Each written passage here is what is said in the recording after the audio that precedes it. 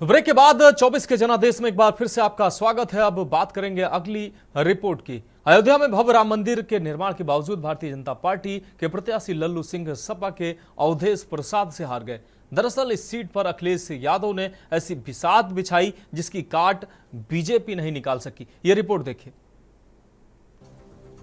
BJP प्रत्याशी लल्लू सिंह ने विपक्ष को संविधान बदलने का मुद्दा थमाया। अखिलेश की बिछाई बिसात में फंस गई बीजेपी।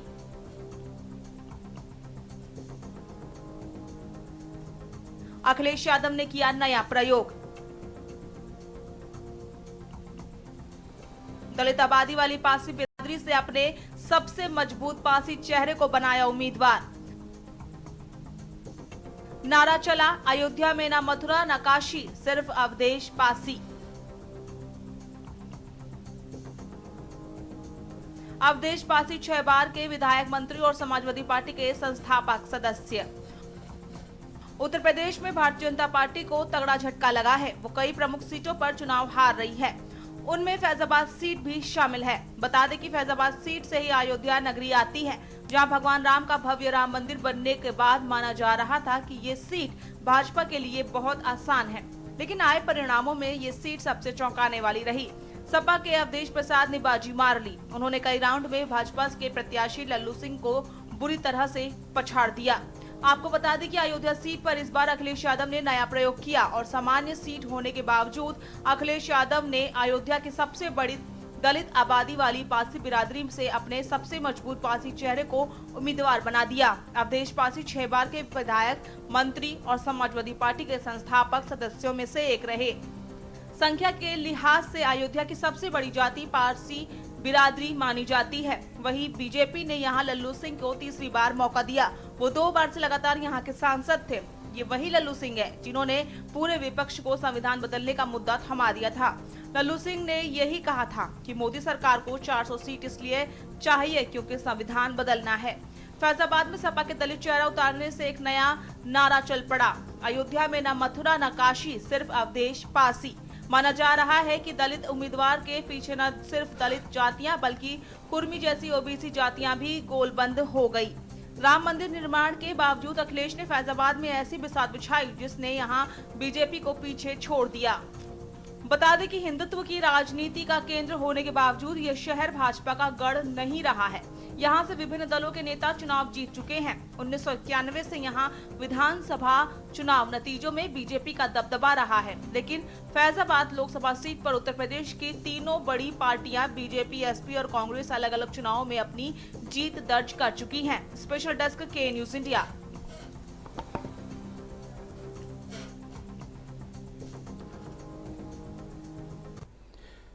अब रुक करते हैं अगली रिपोर्ट की। पिछले 35 सालों में गुजरात की गांधीनगर सीट पर भाजपा का लगातार कब्जा रहा है। अमित शाह से पहले यह सीट बीजेपी के कद्दावर नेता लाल कृष्ण आडवाणी की हुआ करती थी। अब अमित शाह ने यहां से दूसरी बार जीत दर्ज की है। यह रिपोर्ट देखिए। गांधीनगर से अमित शाह की बंपर जीत। अमित शाह का मुकाबला कांग्रेस नेता सोनल पटेल से रहा। सोनल अमित शाह के मुकाबले काफी पीछे रह गई। सोनल को सिर्फ 2,66,256 वोट मिले। वहीं अमित शाह को कुल 10,10,972 वोट मिले।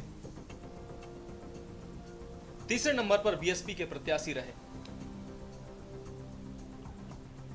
बीएसपी प्रत्याशी को 7,394 वोट मिले।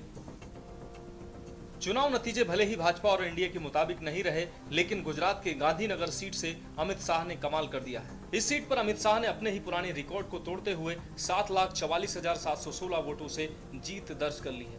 2019 के लोकसभा चुनाव में अमित शाह ने 5 लाख वोटों से जीत दर्ज की थी। इससे पहले गांधीनगर सीट से आडवाणी ने 4,83,000 वोटों से जीत दर्ज की थी। पिछले 35 सालों में गुजरात के गांधीनगर सीट पर भाजपा का कब्जा रहा है। अमित शाह से पहले यह सीट बीजेपी के कद्दावर नेता लालकृष्ण आडवाणी की हुआ करती थी। इस सीट को भाजपा की बेहद सुरक्षित सीट मानी जाती है। आडवाणी इस सीट से 6 बार चुनाव जीत चुके। साल 2019 से अमित शाह इस सीट से चुनाव लड़ रहे हैं। अमित शाह ने गांधीनगर से दूसरी बार प्रचंड जीत दर्ज की है। अमित शाह का यहां पर मुकाबला कांग्रेस नेता की सोनल पटेल से रहा। सोनल अमित शाह के मुकाबले काफी पीछे रह गई। इन्हें सिर्फ 2,66,256 वोट मिले, जबकि अमित शाह को कुल 10,10,972 वोट मिले। इसके अलावा तीसरे नंबर पर बहुजन समाज पार्टी के नेता रहे, जिन्हें सिर्फ 7,394 वोट ही मिले। गौरतलब है कि लोकसभा चुनाव के रिजल्ट से पहले शनिवार को एग्जिट पोल जारी हुआ था। इस चुनाव में कई सीटों पर सभी की नजर टिकी हुई थी।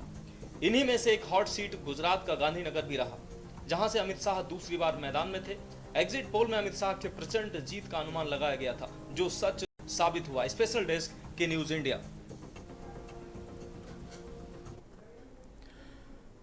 तो 24 के जनादेश में अब बढ़ते हैं अगली रिपोर्ट में। इंदौर में लोकसभा चुनाव काउंटिंग के दिन आज एक साथ 3 रिकॉर्ड बन गए। बीजेपी का सबसे ज्यादा वोट पाने का, देश में बड़ी जीत हासिल करने का, और नोटा का देश में सबसे ज्यादा वोट पाने का रिकॉर्ड इस सीट पर बना है। इस रिपोर्ट के माध्यम से देखिए। इंदौर में बना दोहरा रिकॉर्ड। इंदौर लोकसभा चुनाव परिणाम में भाजपा प्रत्याशी शंकर लालवानी देश की सबसे बड़ी जीत दर्ज की है। इसके साथ इंदौर में नोटा को करीब 1 लाख वोट मिले हैं। इंदौर के परिणाम की देश भर में चर्चा है। इंदौर में कांग्रेस के लोकसभा प्रत्याशी अजय कांति बम ने चुनाव से ठीक पहले नामांकन वापस ले लिया था। इस वजह से कांग्रेस इंदौर में चुनाव नहीं लड़ पाई। कांग्रेस ने जनता से अपील की थी कि नोटा पर वोट दें और अपना विरोध दर्ज करवाएं। परिणाम में भाजपा प्रत्याशी शंकर लालवानी 11 लाख वोट मिले। इससे पहले 2019 में गुजरात के नावासार सीट पर भाजपा के CR पाटिल ने 6,89,668 वोटों से जीत दर्ज कर अब तक की सबसे बड़ी जीत हासिल की थी। शंकर लालवानी देश में सबसे बड़ी जीत है। नोटा का रिकॉर्ड। इंदौर ने इस बार देश में सबसे अधिक नोटा का रिकॉर्ड बना दिया है। नोटा को 1 लाख से ज्यादा वोट मिले हैं। अभी देश में सबसे ज्यादा नोटा का रिकॉर्ड फिलहाल बिहार के गोपालगंज के नाम है। वर्ष 2019 के चुनाव में यहां 51,660 नोटा पड़े थे। इंदौर में इस मामले में एक बार नया रिकॉर्ड बना है। स्पेशल डेस्क के news India.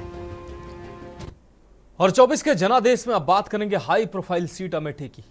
High profile seat Amethi Smriti Irani की यहां से हार हुई है। कांग्रेस के उम्मीदवार किशोरी लाल शर्मा ने यहां बड़ी जीत दर्ज की है। आखिर चुनाव कांग्रेस के पक्ष में रहा। यहां स्मृति ईरानी सीट से तीसरी बार उम्मीदवार थीं। पिछले चुनाव में उन्होंने कांग्रेस के तत्कालीन राष्ट्रीय अध्यक्ष राहुल गांधी को पराजित किया था। अमेठी में पिछले 2.5 दशक में पहली बार इस बार का ये समय है जब गांधी परिवार से कोई भी चुनावी मैदान में नहीं था कोई व्यक्ति। यहां वोटिंग 20 मई को संपन्न हुई थी। अमेठी में KL शर्मा ने धाक जमाई और जीत भी दर्ज की। कौन है किशोरी लाल शर्मा, क्या रहा है इनका इतिहास, जानते हैं इस रिपोर्ट में। लोकसभा चुनाव के नतीजे आने के साथ साथ NDA और इंडिया के बीच घटाबढ़ी का दौर भी देखने को बराबर मिला। वहीं यूपी की बात कर ले तो यूपी की हॉट सीट में गिने जाने वाली अमेठी सीट में बड़ा उलटफेर देखने को मिला। अमेठी में जहां स्मृति ईरानी ने अपनी धाक जमा कर रखी थी, तो वहीं कांग्रेस गठबंधन के प्रत्याशी KL शर्मा ने बढ़त बनाई है।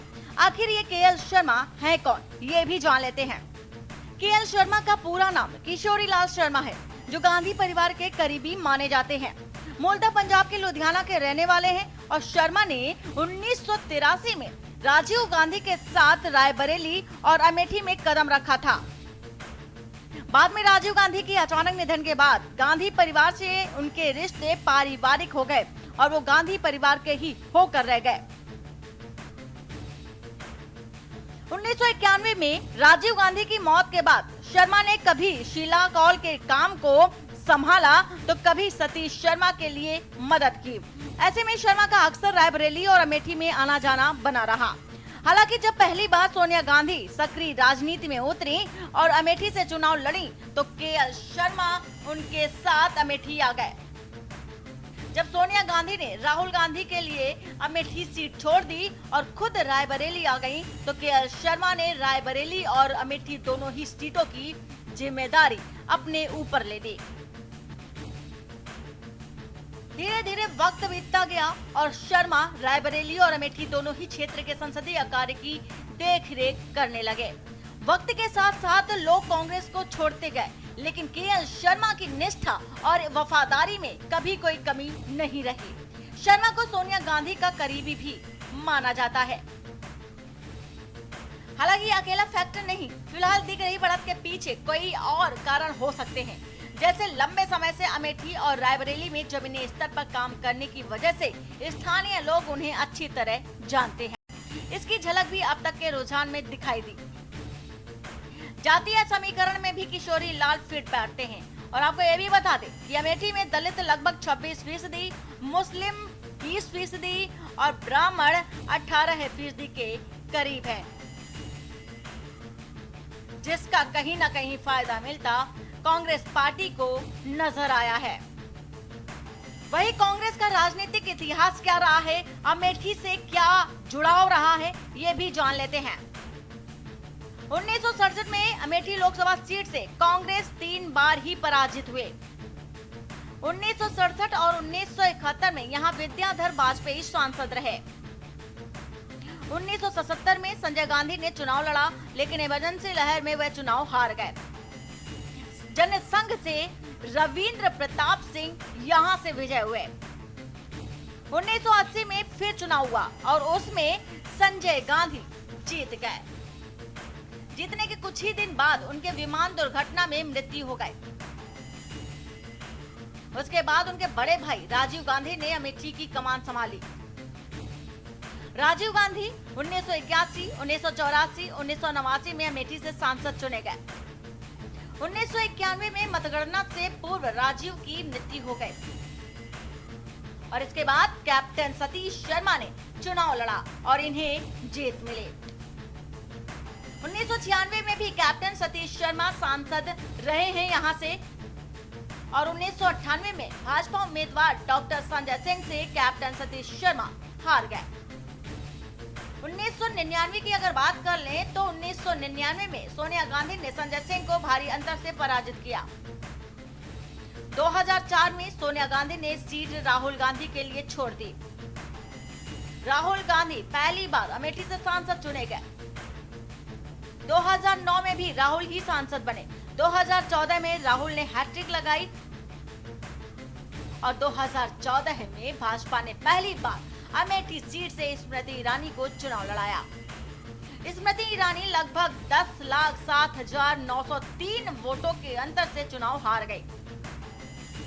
स्मृति ईरानी को चुनाव हारने के बाद भी कैबिनेट मंत्री बनाया गया।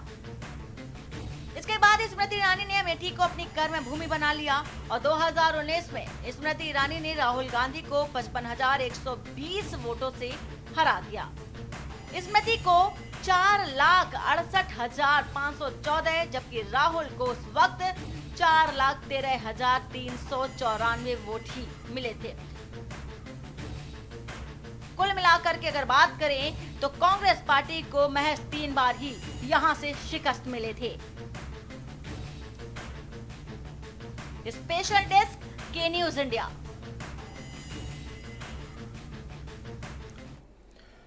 लोकसभा चुनाव 2024 के नतीजे सबकी निगाहें यूपी के रायबरेली सीट पर टिकी थी। यहां से कांग्रेस नेता राहुल गांधी मैदान में थे। उनके सामने बीजेपी के दिनेश प्रताप सिंह ने ताल ठोकी। दिनेश प्रताप सूबे की योगी सरकार में मंत्री भी हैं। 2019 के चुनाव में उन्हें रायबरेली में सोनिया गांधी के हाथों शिकस्त झेलनी पड़ी थी, लेकिन इस बार उनका मुकाबला राहुल से हुआ, जो मां सोनिया गांधी की सीट से चुनाव लड़े। राहुल गांधी 4 लाख वोटों से इस सीट से उन्होंने जीत दर्ज की। वहीं नतीजे आने से पहले ही दिनेश प्रताप ने एक पोस्ट के जरिए रायबरेली की जनता से माफी मांगा और हार स्वीकार कर ली। ये रिपोर्ट देखिए।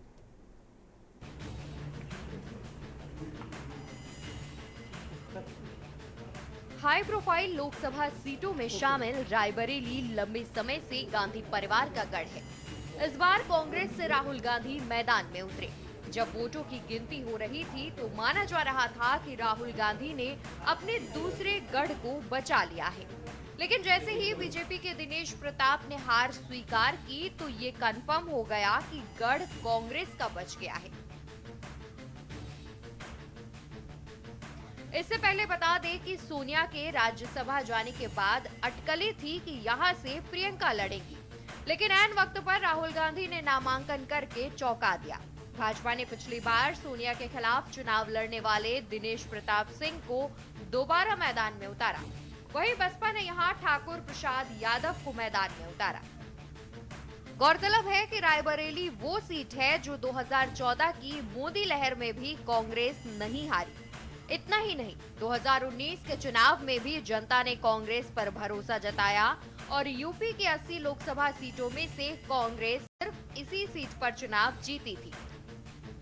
रायबरेली के 72 साल के इतिहास में 66 साल कांग्रेस के सांसद रहे हैं। देश के पहले लोकसभा चुनाव में फिरोज गांधी रायबरेली से लड़े थे। रायबरेली सीट नेहरू गांधी परिवार की परंपरागत सीट रही है। इस सीट से फिरोज गांधी से लेकर इंदिरा गांधी, अरुण नेहरू और सोनिया गांधी तक संसद पहुंचते रहे हैं। अब सोनिया गांधी राजस्थान से राज्यसभा जा चुकी हैं और इस बार राहुल गांधी रायबरेली सीट से उम्मीदवार रहे। रायबरेली सीट को समझे। रायबरेली लोकसभा सीट गांधी परिवार की परंपरागत सीट रही है। सबसे पहले 1952 और फिर 58 में भी फिरोज गांधी ने चुनाव लड़ा और जीते। फिरोज गांधी के निधन के बाद 1967 में इंदिरा गांधी ने यहां से अपनी राजनीतिक पारी की शुरुआत की। 2004 में इंदिरा गांधी की बहू सोनिया गांधी ने चुनाव लड़ा और 5 बार सांसद चुनी गई। अब सोनिया गांधी के बेटे राहुल गांधी ने गांधी परिवार की विरासत संभाली। यहां आखिरी बार भाजपा ने 1998 में जीत दर्ज की थी, तब अशोक सिंह प्रत्याशी बनाए गए थे। वहीं काउंटिंग का समय पूरा होने से पहले ही बीजेपी के प्रत्याशी दिनेश प्रताप सिंह ने एक पोस्ट किया और इस पोस्ट के माध्यम से उन्होंने हार स्वीकार कर ली और रायबरेली की जनता से बकायदा माफी भी मांगी। फिलहाल रायबरेली सीट पर एक बार फिर से कांग्रेस अपनी धाक जमाती हुई नजर आ रही है। स्पेशल डेस्क के न्यूज इंडिया। अब बात करते हैं अगली रिपोर्ट की। बीजेपी ने उत्तर प्रदेश में अपनी घोषणा पत्र के कई वायदे पूरे किए हैं। राम मंदिर का निर्माण कराया, काशी विश्वनाथ कॉरिडोर बनवाया। सीएम योगी आदित्यनाथ ने प्रदेश में भयमुक्त माहौल बनाने के लिए अपराधियों पर कड़ी से कड़ी कार्रवाई की। फिर भी राज्य में कैसे समाजवादी पार्टी ने बीजेपी और एनडीए के इस विजय अभियान पर ब्रेक लगा दिया। यहां तक कि अयोध्या की सीट फैजाबाद में भी समाजवादी पार्टी का प्रत्याशी ने जीत दर्ज किया। कांग्रेस और आपको बता दें उसके कांग्रेस के नेता राहुल गांधी ने बहुत अच्छा माहौल बनाया, लेकिन इसमें प्रभावी भूमिका एसपी की नजर आई। ये रिपोर्ट देखिए। लोकसभा चुनाव के नतीजे आने के साथ ही यूपी में गठबंधन और एनडीए की कड़ी टक्कर देखी गई। यूपी में सपा ने बढ़त बनाते हुए एनडीए को पछाड़ दिया। माना यह भी जा रहा था कि अगर समाजवादी पार्टी और कांग्रेस एक साथ मिलकर मैदान में नहीं उतरते तो एनडीए की राह में इतने रोड़े नहीं आते। खास बात ये रही कि इस बार अखिलेश यादव की टोन उस तरह से मुसलमानों के पक्ष में लगातार नहीं रही जैसे मुलायम सिंह यादव के दौर में हुआ करती थी। फिर भी प्रदेश में मुस्लिम मतदाताओं ने बहुत समझ के साथ अपने वोट का इस्तेमाल किया। बहुजन समाज पार्टी अगर अपने मतदाताओं को एकजुट रखने में लगातार नहीं लगी रहती तो फैसला कुछ और ही होता। बीएसपी के ठीक ठाक उम्मीदवार उतारने से गठबंधन को मिलने वाला दलित वोट काफी कम माना जा रहा है। इसके अलावा समाजवादी पार्टी अपने यादव पिछड़ा वोट बैंक को छिटकने से रोकने में सफल रही। यहाँ तक कि जहाँ एसपी से यादव उम्मीदवार नहीं थे, वहाँ पार्टी ने दूसरे वर्गों को भी जोड़ने की भरपूर कोशिश की। इसके मिसाल बलिया सीट पर दिखी। बलिया से सनातन पांडे ब्राह्मण प्रत्याशी के तौर पर वहाँ से चंद्रशेखर के बेटे नीरज शेखर के विरोध में लड़ रहे थे। सनातन पांडे ने वहाँ ब्राह्मण मतदाताओं को लामबंद करने में सफलता पाई तो एसपी ने अपने परंपरागत वोटरों को उनसे जोड़ा और इसी कारण सनातन पांडे लगातार बढ़त बनाते नजर आए।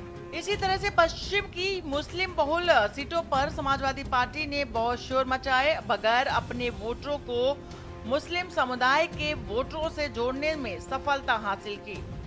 दोपहर बाद जो नतीजे सामने आए, राज्य में समाजवादी पार्टी के 37 प्रत्याशी बढ़त पर थे और इसमें कैराना से इकरा हसन चौधरी भी हैं।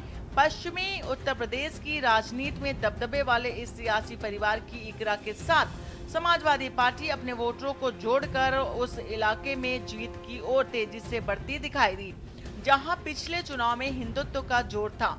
यही नहीं, पार्टी ने कांग्रेस के भी अमरोहा से कुंवर दानिश अली और सहारनपुर से इमरान मसूद को भी अपने वोट ट्रांसफर कराने में सफलता हासिल की।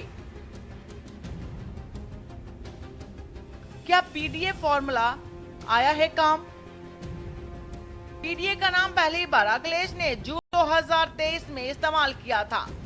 उन्होंने भाजपा की नेतृत्व वाले एनडीए के जवाब में इस फॉर्मूले को पेश किया और कई मौकों पर दावा किया कि पीडीए ही एनडीए को हराएगा। यूपी में सपा का मुख्य वोट बैंक परंपरागत रूप से यादव और मुसलमानों पर रहा। हालांकि पार्टी 2014 से ही राज्य में चुनाव हारती नजर आई। 2014 के लोकसभा चुनाव 80 में से 5 सीटें मिली। 2017 के विधानसभा चुनाव में 403 में से 47 सीटें जीती। 2019 के लोकसभा चुनाव में 5 सीटें मिली और 2022 के विधानसभा चुनाव में 111 सीटें मिली। पीडीए का विचार अखिलेश के सपा के पारंपरिक वोट बैंक को दलितों, यादवों के अलावा अन्य ओबीसी और मुसलमानों के अलावा अन्य अल्पसंख्यकों तक विस्तारित करने की उद्देश्य से ही दर्शाया जाता है। अखिलेश ने यह भी कहा कि पीडीए अग्रणी जातियों में पिछड़ों को भी शामिल करेगा, जो पारंपरिक रूप से भाजपा के वोट बैंक का एक हिस्सा है। अखिलेश ने यह भी दावा किया कि इसी पीडीए फैक्टर के कारण भाजपा न तो कोई गणित लगा पा रही है और न ही कोई समीकरण बना पा रही है, और यही कारण है कि भाजपा के पिछले सारे फॉर्मूले इस बार फेल हो गए और प्रत्याशियों के चयन में भी भाजपा काफी पिछड़ती नजर आई। भाजपा को प्रत्याशी ही नहीं मिल रहे। कोई भी भाजपा का टिकट लेकर हारने के लिए लड़ना नहीं चाहता था। अखिलेश ने एक नारा भी दिया, ली है पीडीए ने अंगड़ाई, भाजपा की शाम आताई, और या यूं कहें कि पीडीए का फॉर्मूला काम आता नजर आया। स्पेशल डेस्क के न्यूज इंडिया। तो 24 के जनादेश में अब बात करते हैं अगली रिपोर्ट की। लोकसभा चुनाव 2024 में वोटों की गणना आज की गई है। फर्स्ट हाफ बीतने के बीच कई चौंकाने वाली बातें भी सामने आई, खासतौर पर उत्तर प्रदेश और महाराष्ट्र जैसे बड़े राज्यों से जो निर्णायक भूमिका निभाते दिखाई दिए हैं। यहाँ बीजेपी की अगुवाई वाले एनडीए और इंडिया ब्लॉक के बीच कड़ी टक्कर की स्थिति देखी गई।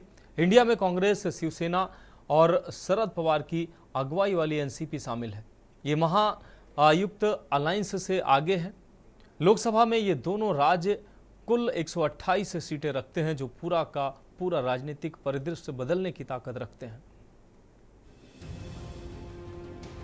लोकसभा चुनाव 2024 में वोटों की गणना की गई। फर्स्ट हाफ बीतने के बीच कई चौंकाने वाली बातें भी सामने आई, खासतौर पर उत्तर प्रदेश और महाराष्ट्र जैसे बड़े राज्यों से जो निर्णायक भूमिका निभाते दिखाई दिए। यहाँ बीजेपी की अगुवाई वाली एनडीए और इंडिया ब्लॉक के बीच कड़ी टक्कर की स्थिति देखी गई। इंडिया में कांग्रेस, शिवसेना, यूबीटी और शरद पवार की अगुवाई वाली एनसीपी शामिल है। ये महायुति अलायंस भी दिखाई दिए। लोकसभा में ये दोनों राज्य कुल 128 सीटें रखते हैं, जो पूरा का पूरा राजनीतिक परिदृश्य बदलने की ताकत रखते हैं। यूपी में जहां पिछले इलेक्शन में अमेठी से कांग्रेस लीडर राहुल गांधी भाजपा की स्मृति ईरानी से हार गए थे, जबकि इस बार ईरानी कांग्रेस के ही किशोरी लाल शर्मा से शिकस्त खाती नजर आई। कुल मिलाकर इस बार सपा और कांग्रेस ने हाथ मिलाकर अलग ही स्थिति पैदा कर दी। 90 के दशक में सपा के गठन के बाद ये अब तक का सबसे शानदार प्रदर्शन माना जा रहा है। महाराष्ट्र में 5 चरणों में चुनाव हुआ, जो अप्रैल से लेकर मई तक चला। इसी के डेटा के मुताबिक कांग्रेस, बीजेपी, शिवसेना, यूबीटी, एनसीपी शरद पवार, शिवसेना एकनाथ शिंदे और एनसीपी अजीत पवार को चुनावी मैदान में ताल ठोकते नजर आए। महायुति में बीजेपी समेत अजीत पवार को तगड़ा झटका लगा। ये इसलिए भी करारा झटका माना जा रहा है क्योंकि साल 2019 में बीजेपी ने यहां काफी बढ़िया प्रदर्शन करते हुए 23 सीटें जीती थी। उसका सहयोगी दल शिवसेना तब अविभाजित 18 पर आकर रुका था। तत्कालीन अविभाजित रागपा को 4 निर्वाचन क्षेत्र मिले थे, जबकि कांग्रेस सिर्फ 1 सीट जीत सकी थी। इसकी एक वजह यह भी हो सकती है कि कम सीटें मिलने के कारण वे धुआंधार प्रचार नहीं कर सके। दूसरी तरफ शरद पवार के कार्यकर्ता काफी एक्टिव रहे। बीजेपी ने भी उन्हें अपने उम्मीदवारों के लिए बहुत ज्यादा प्रचार करने नहीं दिया, क्योंकि इंडिया ब्लॉक ने इस बात का खूब प्रचार किया कि जिस अजित पवार पर भ्रष्टाचार का आरोप था वो बीजेपी की वॉशिंग मशीन में आकर साफ हो गए। इसलिए प्रचार हो या फिर लोकप्रियता, दोनों मामलों में इस चुनाव में अजित पवार की तुलना में शरद पवार ही बाजी मारते नजर आए। वहीं शिवसेना यूपीटी के नेता उद्धव ठाकरे को मिली सहानुभूति का सीधा नुकसान बीजेपी को उठाना पड़ा। असल में सीएम पद जाने और पार्टी छिनने के बाद भी ठाकरे नहीं रुके, बल्कि आक्रामकता के साथ खुद को पेश किया और शिवसेना के मनोबल को बढ़ाते हुए जंग में उनका पूरा परिवार शामिल हो गया। इससे कमजोर पड़ी पार्टी मजबूत हो गई। खेती से जुड़े कारणों से भी महाराष्ट्र में केंद्र सरकार के खिलाफ गुस्सा रहा। जैसे एशिया की सबसे बड़ी प्याज मंडी नासिक के व्यापारी लगातार नाराजगी जताते नजर आए और केंद्र ने प्याज के निर्यात पर प्रतिबंध लगा दिया और इसकी कीमतें काफी अधिक गिर गयी, जिसका खामियाजा इस चुनाव में साफ तौर पर दिखाई दिया। या यूं कहा जा सकता है कि बीजेपी जहां मूल कारणों को अनदेखा कर या यूं कहें कि विपक्ष को हल्के में लेना भी नुकसान बीजेपी को ही भारी पड़ गया। एक और फायदे की बात कर ले तो प्रधानमंत्री नरेंद्र मोदी का चेहरा ही एनडीए के लिए फायदेमंद साबित होता नजर आया। वहीं आम लोगों से जुड़े मुद्दे भी दूर रहना भी बीजेपी के लिए नुकसानदेह साबित हुआ, जिसका फायदा कांग्रेस गठबंधन ने निगेटिव कैंपेनिंग कर लिया। वहीं शिवसेना और एनसीपी में टूट का नुकसान भी बीजेपी को ही कहीं न कहीं भुगतना पड़ा है। स्पेशल डेस्क के न्यूज इंडिया। अब रुक करेंगे अगली खबर का। फर्रुखाबाद के कृषि उत्पादन मंडी समिति सातनपुर में संपन्न हो रही मतगणना के अंतिम चरण में कई वीवीपैट मशीनों में कुछ खराबी होने के कारण मशीनों के न खुलने पर सपा प्रत्याशी डॉक्टर नवल किशोर ने प्रशासन पर भाजपा प्रत्याशी मुकेश राजपूत को जबरदस्ती चुनाव जिताने का आरोप लगाते हुए कहा कि अगर मैं चुनाव हारता हूं तो प्रशासन द्वारा जानबूझकर मुझे हराया गया है। सपा प्रत्याशी डॉक्टर नवल किशोर द्वारा प्रशासन पर आरोप लगाए जाने पर वहां पर मौजूद उनके समर्थकों व सपाइयों ने हंगामा करना शुरू कर दिया। पुलिस द्वारा आवश्यक बल प्रयोग कर सपाइयों की भीड़ को मतगणना स्थल से बाहर किया गया। मंडी समिति के गेट पर सपाइयों की भारी भीड़ पुलिस प्रशासन के लिए मुसीबत बन गई। पुलिस प्रशासन मुर्दाबाद के जोरदार नारे और हंगामा किया गया, जिस पर पुलिस के द्वारा हल्का बल प्रयोग भी पुलिस को करना पड़ा। वहीं सपा प्रत्याशी डॉक्टर नवल किशोर द्वारा जिलाधिकारी, जिला निर्वाचन अधिकारी को पुनर्मतगणना कराने हेतु प्रार्थना पत्र दिया गया। मतगणना स्थल पर भारी संख्या में पुलिस बल तैनात कर दिया गया है। यहाँ बहुत ही तेज शोरगुल होता हुआ ऑब्वियसली एटा से हुआ है। एटा से जो अलीगंज विधानसभा का हम किसी भी बूथ पे नहीं हारे और हर बूथ पे जीतने का काम किया है। कौन है? लेकिन 27वें राउंड में एकाएक इनको 5,913 वोट दे दिए और वहीं से पूरा पासा पलट दिया। मैं कह सकता हूं कि कम से कम 7 से 8,000 वोट से हम जीतने वाले थे। और अगर प्रशासन क्या करेगा? अगर ये गलत साबित हुआ तो फिर आप आगे कहां जाएंगे? मैंने ऑलरेडी पहले रिकाउंटिंग के लिए अभी माननीय रिटर्निंग ऑफिसर और जिलाधिकारी जी को एप्लीकेशन दे दिया है। तो 2024 के जनादेश में फिलहाल आज के लिए मेरे साथ इतना ही। मुझे दीजिए इजाजत और आप देखते रहिए के न्यूज इंडिया।